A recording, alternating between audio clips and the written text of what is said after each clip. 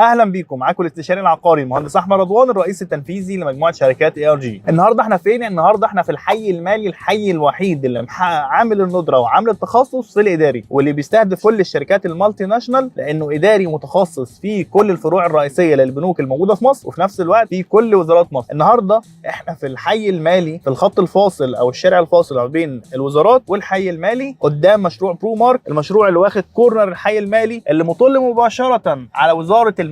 والمشروع ده في منتهى القوه، تابع لشركه مطوع جروب او MG، اللي هي ملاءتها الماليه مليار و200 مليون. شركه مساهمه مصريه، سابقه اعمال قويه جدا في الماركت، غنيه عن التعريف. طبعا هم اللي عملوا مشروع لافيدا في هليوبلس الجديده، وهو كومباوند سكني متكامل في منتهى القوه. وهم اللي عملوا مشروع HQ الموجود على 90 الشمالي، وهو مشروع حقق نجاح كبير جدا. وهم اللي عملوا بلو في العين السخنه. الجميل في المشروع ده ان هو بدا يتبني من قبل ما ينطرح للبيع، وهو مساحته اكتر من 8800 متر. هو مشروع تنفيذ شركه ECG، وفي نفس الوقت هو تجاري واداري. والجميل فيه ان التجاري ما بيتباعش، بيتأجر بس. يعني مشهور جدا ان اي تجاري يتباع ممكن ما يبقاش في احسن اداره او احسن نجاح. فالمشروع ده بنسبه 100% انا شايف ان هو كتجاري او اداري هيكون في منتهى القوه. والمساحات هنا بتبدا من 30 متر. ارتفاع السقف في الوحدات الاداريه 3 متر 60 سم، والتجاري 5 متر و40 سم. والحلو هنا ان احنا قربنا نستلم، فاحنا استلمنا في خلال سنه،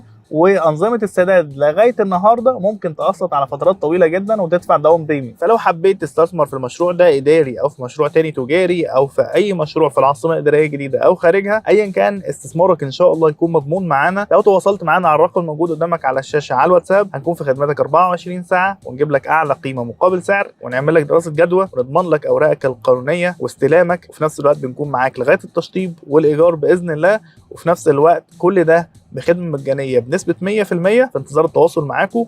دمتم مستثمرين ناجحين. شكرا لكم.